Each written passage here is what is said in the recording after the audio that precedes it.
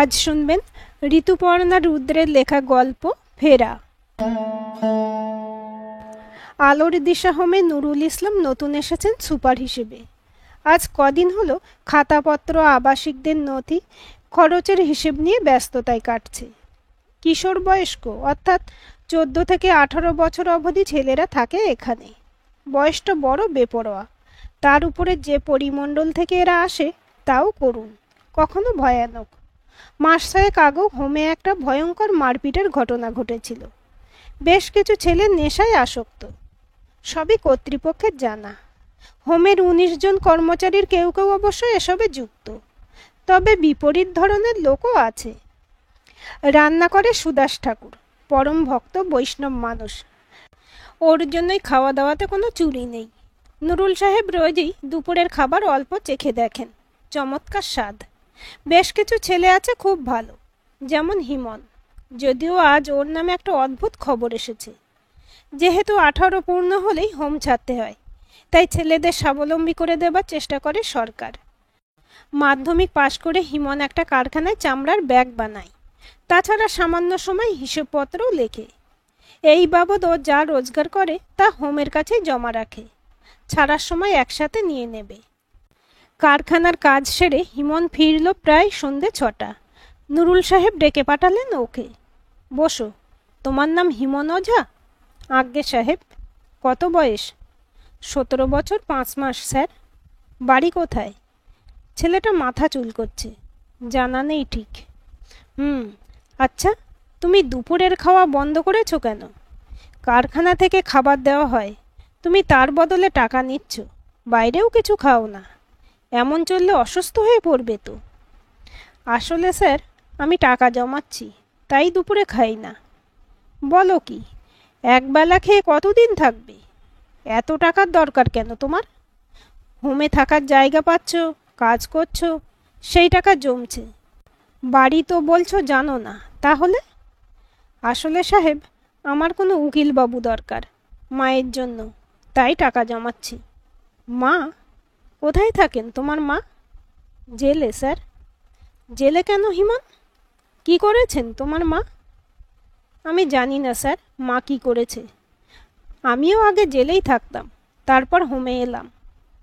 বিস্মিত নুরুল সাহেব হিমনকে অনেক প্রশ্ন করে আর ওর ফাইলটি পড়ে ঠিক করলেন জেলে হিমনের মায়ের সাথে দেখা করতে যাবেন। উইমেন সেন্ট্রাল জেলের জেলার অনামিকা খান্না, নুরুল ইসলামেরই ব্যাচমেট। এক কথায় ব্যবস্থা করে দিলেন। দেখা করে যান নুরুল সাহেব। সীতা ওঝা, কয়েদি নাম্বার 310, খুনের আসামি। ছেলে হিমন ছাড়া আর কেউ ওর সাথে দেখা করতে আসে না। এমনি খুব শান্ত, জেলে রান্নাঘরে কাজ করে। শীর্ণ শান্ত সীতা অবাক চোখে চেয়ে আছে অচেনা বাবুটিকে দেখে। আলাপ করে এক অদ্ভুত কাহিনীর সম্মুখীন হলেন নুরুল সাহেব। প্রায় 18 বছর আগে গিরিধারী ওঝা আর তার বউ সীতা ওঝা তাদের গ্রাম জলতারাতে থাকত। গিরিধারী চাষি ছিল। নিজস্ব জমিতে চাষ করে আয় মন্দ ছিল না। কিছু জমিতে ভাগেও চাষ করত। বাড়িতে ধানের গোলা, বাপ মা, ছেলে মেয়ে আর 2টো গরু। গিরিধারীর মা অলকা গোসেবা করত, গরুর দুধও বিক্রি করত। বাপ সেবা করা মাগে চাষের কাজ করত, তবে কয়েক মাস থেকে হাঁপের টানে কষ্ট পাচ্ছিল, কাজ করার ক্ষমতা ছিল না। সেই সময় সীতার ছেলে 10 বছরের আর মেয়ে 6 বছরের। তাদের সামলাতে, বাড়ির সব কাজ আর রান্না সামলাতেই সময় চলে যেত। এমন সুখের সংসারেও হঠাৎ করে গন্ডগোল শুরু হলো। গিরিধারীর বসত বাটির পাশের জমিটাই ছিল তার খুড়তুতো ভাই বংশীধারীর। হঠাৎ কি হলো, বংশী তার জমি বিক্রি করে শহরে চলে গেল। পাশে এসে বসত করলো অবাঙালি এক পরিবার, যুগল সিং আর তার বউ পুপি সিং। দুজনেই গোয়ার আর রাগী। প্রথম দিন থেকে ছুতো নাতায় ঝগড়া করে। বাচ্চারা কেন ওর জমিতে খেলছে, ফের দেখলে পা ভেঙে দেবে। ওদের গরু কেন পুপিকে ঢুসোতে গেছিল, ওরা দেখে নেবে। এমনকি অলকার সীতা কবে নাকি ঝগড়া করেছে, তাতে পুপির দুপুরে ঘুম হয়নি। ঝগড়া ভুলে অলকার সীতা একযোগে চেঁচিয়ে পুপির মুন্ডুপাত করে। ওই বাড়ি থেকেও কড়া হিন্দি গালাগাল ভেসে আসে। এমন চলতে চলতে একদিন সকালে দেখা গেল যুগল অনেক মিস্ত্রি নিয়ে এসে 2 বাড়ির মাঝে পাঁচিল দেবার উপক্রম করছে। সে পাঁচিল অনেকটাই গিরিধারীর জমিতে। খবর পেয়ে সে ক্ষেত থেকে দৌড়ে এলো। দুই পক্ষে প্রবল ঝগড়া জমির সীমানা নিয়ে। পঞ্চায়েতের মাতব্বররাও এলো, কিন্তু কোনো সুরাহা হলো না। কাজ বন্ধ রইল, কিন্তু পরদিন আবার অশান্তি হবেই। সেই সময় সীতার বাচ্চা মেয়েটিকে পুপি রাগের চোটে এক চড় মেরে বসল। এতক্ষণ অবধি সীতা সংযতই ছিল, কিন্তু মেয়ের গালে 5 আঙুলের দাগ দেখে সে তেড়ে গেল পুপির দিকে। বদমাস বাঁচা মেয়ে মানুষ, আমার মেয়ের গায়ে হাত তুলিস, ওই দুধের শিশুর গায়ে? তোর রাত্রির পোহাবে না রে। এই বলে দিলাম, আমি সীতা ওঝা।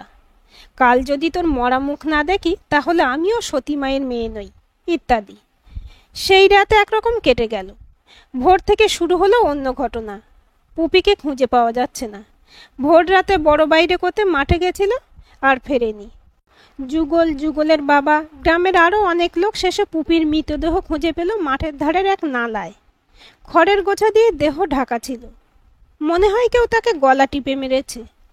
থানা প্রায় 20 কিলোমিটার দূরে। পুলিশ যখন এসে পৌঁছালো তখন দুপুর গড়িয়ে বিকেল প্রায়। যুগল হাউ হাউ করে কেঁদে পুলিশের পায়ে পড়ল। দারোগা বিশাল সামন্তর ডাকে বাঘে গরুতে এক ঘাটে জল খায়। তিনি রাতের মধ্যেই সকলের এজাহার নিলেন। সবাই বলল, গ্রামের আর কারোর সাথে পুপির ঝগড়া ছিল না, স্বামীর সাথেও ভালোবাসা ছিল বলেই মনে হয়। কেবল পাশের বাড়ির সাথেই তাদের ঝগড়া ছিল। সীতা গতকাল গাঁশুদ্ধ লোকের সামনে তার মরা মুখ দেখার প্রতিজ্ঞা করে। গাঁয়ের বুড়ো পঞ্চানন সাক্ষী দিল। গতকাল সে পুপিকে মাঠের দিকে যেতে দেখেছিল। বুড়ো তখন ভাটিখানা থেকে ফিরছিল।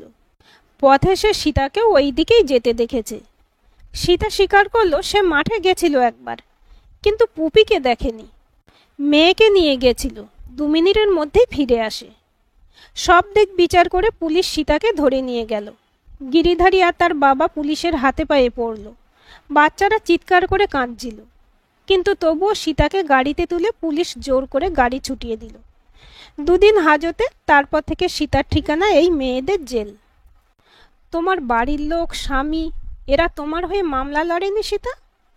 এই কারণে এত বছর জেলে আছো তুমি? বিস্ময়ে প্রশ্ন করেন নুরুল।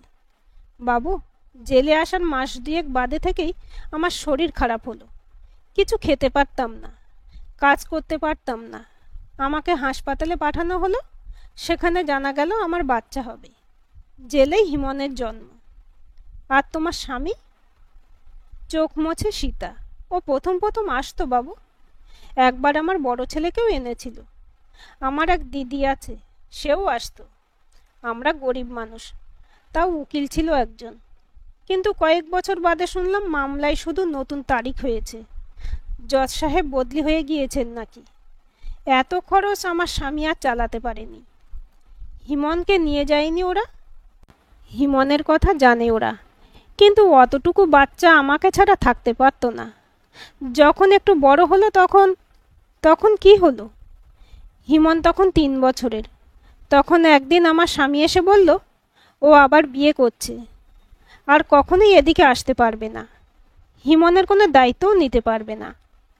তারপর আর কোনোদিন আসেনি হুজুর। জেলে বলে কয়ে আমি 2-3 বার চিঠি পাঠিয়েছি, কিন্তু উত্তর পাইনি। চোখের জলে সীতার মুখ ভেসে যাচ্ছে। হুজুর, আমার এক দিদি ছিল। সে তারপর একদিন এসে বলল জেলে এলে ও শ্বশুরবাড়ির লোক রাগ করে, তাই ও আর আসতে পারবে না। সেই থেকে এখানেই আছি হুজুর। হিমনই আমার সব কিছু। বড় ভালো ছেলেটা আমার। 10 বছর বয়স হতে জেলের দিদি বলল এখানে থাকলে ও মানুষ হবে না। বুকে পাথর রেখেও ওকে ছেড়ে দিলাম। ও বাইরে থেকে পড়াশোনা করেছে, এখন কাজ করে। হিমনের সাথে তারপর অনেক আলোচনা করলেন নুরুল সাহেব। তারপর বলে, তোমার মা তোমাকে কোনোদিন বলেননি হিমন, কিন্তু তোমার বাবা আছেন, দাদা দিদি আছে। বাবার টাকা পয়সা জমি জমার উপরে তোমার অধিকারও আছে। হিমন ক্লান্ত চোখ তোলে। আমি তো এত কথা জানি না স্যার, তবে মা আমাকে অনেকবার উকিল ঠিক করতে বলে, কিন্তু ভালো উকিলের অনেক খরচ। আমি অত টাকা কোথায় পাবো? দিন 10 পরে একটা খোঁজ পেলেন নুরুল সাহেব। ভদ্রলোকের নাম শ্যামকান্ত জৈন। আগে হাইকোর্টে পসাচ্ছিল খুব। এখন গরিব মানুষদের মামলা লড়েন বিনা পয়সায়, তবে কেসটা তাকে আকর্ষণ করলে তবেই। প্রতি সোমবার তার বাড়ির সামনে ভিড় জমে যায়। হিমন গিয়ে দেখা করল। সব শুনে কেসটা নিলেন উনি। নুরুল সাহেবও গিয়ে একদিন দেখা করে এলেন। দেখুন নুরুল সাহেব, আমি সীতা ওঝার কেস ফাইল বার করেছি। অদ্ভুত ব্যাপার কি জানেন, একজন প্রতিবেশী বুড়ো মানুষ সীতা ওঝাকে কেবল মাঠের দিকে যেতে দেখেছিল, তাও মাতাল অবস্থায়। ঘটনার কোনো প্রত্যক্ষদর্শী নেই, আঙুলের ছাপ বা ফরেন্সিক রিপোর্ট নেই। এই মামলা এমনিতেও দাঁড়ায় না। আশ্চর্য ব্যাপার হলো, জেলে আসার বছর চারেক বাদে সীতার জামিনের জন্য লোয়ার কোর্টে আপিল হয়, জামিনও হয়ে যায়। চমকে উঠলেন নুরুল। বলেন কি জৈন সাহেব, তাহলে সীতা এখনো জেলে কেন? আদালত থেকে এই জামিনের কপি জেলে পাঠানোর কথা, অথচ অবাক কাণ্ড, জেল অফিসে এই নির্দেশ নাকি পৌঁছায়নি। প্রায় 13 বছর আগের কথা। এখন কেউ কিছু বলতে পারছে না। আক্ষেপে মাথা নাড়তে থাকেন শ্যামকান্ত। কোনো কর্মীর সামান্য ভুলে একজন মানুষ বিনা অপরাধে তার জীবনের 18 বছর জেলে কাটিয়ে দিল। সমাজ সংসার সবাই তাকে ত্যাগ করল। হিমন বলে ছেলেটির কথা ভাবুন, জেলে জন্ম, তারপর হোমে বড় হচ্ছে। আপাতত কি করবেন জৈন সাহেব? শ্যামকান্ত আশ্বস্ত করেন নুরুল ইসলামকে। আমি পুরো ঘটনা আদালতকে জানিয়ে আবার জামিনের আবেদন করেছি, আগের বারের জামিনের কপি দিয়ে। আগের বারে জামিনের আবেদন করেছিল শ্রীমতী প্রিয়া বেরা। ওই মহিলা সীতা ওঝার দিদি হন। জেলে আসতে না পারলেও পরিচিত কাউকে ধরে উনি বোনের জন্য চেষ্টা করেছিলেন। আদালত আপাতত বন্ধ, আগামী সোমবারের আগে কিছু হবে না। ততদিন আমি হিমনের বাড়িতে ঘুরে আসব। ওর বাবা মানতে না চাইলেও সম্পত্তির ভাগ দিতেই হবে ওকে। দরকারে মামলা হবে, আপনি চিন্তা করবেন না। সোমবার দিন আদালতে মামলা উঠল, আর সেই দিনই হিমনের বয়স 18 বছর পূর্ণ হলো। নিয়ম মতো তাকে হোম ছেড়ে দিতে হবে। কারখানা সুপারভাইজার পরেশ ঘোষ, হোমের রাঁধুনি সুদাস ঠাকুর, নুরুল ইসলাম সবাই হিমনকে ভালোবাসেন। সবাই মিলে একটা বাসা ঠিক করা হলো কারখানার কাছেই, যাতে মা ছেলে থাকতে পারে। রবিবার রাতে শ্যামকান্ত জৈন নুরুল ইসলামকে ফোন করেন। তিনি জলতারা গ্রামে গিয়েছিলেন। গিরিধারী ওঝা তার দ্বিতীয় পক্ষের স্ত্রীকে নিয়ে একটা ঘরে থাকে। তার বাবা মাকেও আর জীবিত নেই। বাড়ির অন্য দুটো ঘরে থাকে সীতার বড় ছেলে আর তার পরিবার। মেয়ে সুমতির বিয়ে হয়ে গেছে। এরা কেউ সীতা ওঝাকে ফিরে পেতে আগ্রহী নয়। সুমতি শ্বশুর বাড়িতে তার মা যে জেলে আছে সেটা জানানো হয়নি। সবাই জানে সীতা মারা গেছে। এখন ওই উড়ে এসে জুড়ে বসা হিমনকে কেউ মেনে নেবে না। খুব মুষ্টে পড়লেন নুরুল সাহেব। হাসছেন শ্যামকান্ত। চিন্তা করবেন না নুরুল সাহেব, আমি ওদের বলেই দিয়েছি সম্পত্তির ভাগ তোমাদের দিতেই হবে, না হলে মামলা হবে। ওই গিরিধারীকে শাসিয়েছি, এক স্ত্রী থাকতে আর একটা বিয়ে করেই তুমি জেলে যাবে। ভয় পেয়েছে বেটা, দেখা যাক কি হয়। সোমবার এজলাসে খুব ভিড়। কোথা থেকে খবর পেয়ে অনেক সংবাদ মাধ্যম এসেছে। বিচারক নুপুর রায় মামলা দেখে অবাক হলেন। পুলিশ এমন চার্জশিট দেয় কি করে বিনা প্রমাণে? জেলেই বা জামিনের আদেশ হওয়া সত্ত্বেও এত বছর ধরে কিভাবে বন্দি করে রেখেছে? তিনি কড়া ভৎসনা করলেন পুলিশ এবং কারা বিভাগকে। 1 মাসের মধ্যে খুনের মামলার প্রমাণ দিতে হবে। তাছাড়া সীতা এই অপরাধের সর্বোচ্চ সাজা পেয়েই গেছে। তাকে অবিলম্বে জামিন দিলেন। পরের শুনানি 1 মাস বাদে। ভিড়ে উপস্থিত ছিল গিরিধারী ওঝা। রায় শুনে সবাই যখন বেরিয়ে এসেছে, ও এসে শ্যামকান্তর সাথে দেখা করল। হুজুর, দোষ নেবেন না, আমি চেষ্টা করেছিলাম তখন, কিন্তু সংসারে দুটো বাচ্চা নিয়ে নাজেহাল, বিয়ে না করে উপায় ছিল না। শ্যামকান্ত আর নুরুল কঠিন চোখে তাকিয়ে রইলেন। স্বামী হিসেবে আর বাবা হিসেবে বড় কর্তব্য করেছ গিরিধারী। পরিষ্কার কথা শোনো, হিমন আর তার মাকে তোমার টাকা জমির ভাগ দিতে হবে, না হলে তোমাকেই জেলে যেতে হবে, বুঝেছ? জৈন সাহেবের কড়া ধমকে ভয় পেয়ে যায় গিরিধারী। আমি দেখছি সাহেব, কথা বলছি। একটু দূরে চুপ করে দাঁড়িয়ে আছে সীতা। জামিন হলো তাকে এখন জেলেই ফিরে যেতে হবে। আগামীকাল হয়তো মুক্তি পাবে সে। জেলের গাড়ির রক্ষীরা চা খেতে ব্যস্ত। সেই ফাঁকে গিরিধারী এসে দাঁড়ায়।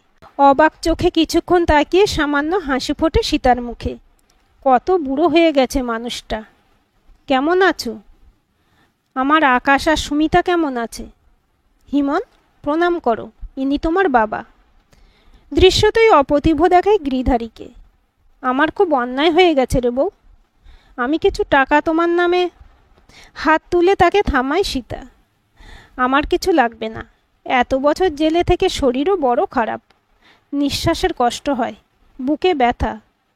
যে কদিন বাঁচব ঠিক চলে যাবে, তবে হিমনের দরকার আছে। আকাশ আর সুমিতাকে যা দেবে তা হিমনকেও দিতে হবে। মাথা নাড়ে গিরিধারী। তাই করব সীতা, সব ব্যবস্থা করে জানাচ্ছি। হিমনের গালে সামান্য আদর করে ওখান থেকে সরে যায় গিরিধারী, পালিয়ে বাঁচে যেন। একটু দূরে দাঁড়িয়ে ঘটনা নিরীক্ষণ করছিলেন নুরুল সাহেব। পরদিন বেলা 11টার সময় জেল থেকে বেরিয়ে আসে সীতা। পরনে সাধারণ ছাপা শাড়ি, সিঁথিতে সিঁদুর। হিমন অবাক হয়ে মাকে দেখছিল। কি সুন্দর দেখাচ্ছে। নুরুল সাহেব একটা অটোর ব্যবস্থা করে দিয়েছেন, তাতেই এসে নামলো দুজন। ভাড়াঘরটা বেশ, সামনে বাঁধানো কুয়োতলা, চানঘর, নিম, পেয়ারা, কাঞ্চন ফুলের গাছ, টালির চাল দেওয়া একটা ছোট্ট ঘর। সামনে এক ফালি বারান্দায় রান্না হবে। ঘরটা দেখে শিশুর মতো খুশি হয়েছে সীতা। নিজস্ব একখানা ঘর, কতদিন বাদে। নিজের মতো করে জিনিস গুছিয়ে রেখেছে হিমন। এক পাশে তক্তপোষ, রান্নার জায়গায় ছোট স্টোভ, চাল, ডাল, তেল, নুন, কিছু সবজি। আমি রান্না করব মা? মাথা নাড়ে সীতা। না রে হিমন, আমি চট করে চালে ডালে খিচুড়ি বসাই আর আলু ভাজা করি। তুই চান করে আয় বাবা, তারপর দুজনে একসাথে খাবো। তাড়াতাড়ি রান্না চাপায় সীতা। হিমন চানে না গিয়ে মায়ের গা ঘেঁষে বসে থাকে। কেমন উথাল পাতাল আবেগ ছোঁই দুজনকে। শোন বাবা, সামনের রবিবার নুরুল সাহেব আর উকিল সাহেবকে খেতে বলিস কেমন? এত উপকার করলেন ওনারা। আচ্ছা মা, সুদাস কাকাকেও বলতে হবে। বেশ, তাই হবে। এখন চান করে আয় দেখি। হিমন স্নানে গেলে ঘরে রেটে ওটা নাড়ে দেখে সীতা। আবছা মনে পড়ে, সেই তার নিজের ঘর। আকাশ আর ছোট্ট সুমিতা, তাদের আদর করে খাওয়ানো। রাতের বেলা সবার খাওয়া হয়ে গেলে স্বামীকে একটু নিজের করে পাওয়া। কত পরিকল্পনা। আর একটু জমি কেনা হবে, ছেলে মেয়েকে ভালো করে লেখাপড়া শেখাতে হবে। সুমির বিয়ের স্বপ্ন। স্বামীকে আবদার করত, আর একটা ঘর তোলো, ছেলে মেয়ে বড় হচ্ছে, ঘর লাগে আর একটা। সেই ঘর তোলা হলো, শুধু সীতার আর ফেরা হলো না। ফোঁটা ফোঁটা জল পড়তে থাকে চোখ দিয়ে। বুকে কেমন চিনচিনে ব্যথা। আর ভাববে না এসব পুরনো কথা। এই হিমনই আমার সব কিছু, মনে মনে ভাবে সীতা। বড্ড চাপ ওর উপরে। নুরুল সাহেব বলেছেন সীতাকে কিছু কাজ জুটিয়ে দেবেন, তাহলে খুব ভালো হয়। মায়ে পয়ে বড় ভালো থাকবে। স্বপ্ন দেখতে দেখতে কেমন ঘুম পায় সীতার। হাসির আভাস, মুদিত দুই চোখে স্বপ্ন। সে স্বপ্ন এক দরিদ্র গৃহবধূর ঘরে ফেরার। আজকের গল্পটি আপনাদের কেমন লাগলো কমেন্ট করে জানাবেন। ভালো লাগলে লাইক, শেয়ার, সাবস্ক্রাইব করবেন এবং নতুন ভিডিও আপডেট পেতে বেল আইকনটি ক্লিক করে রাখুন।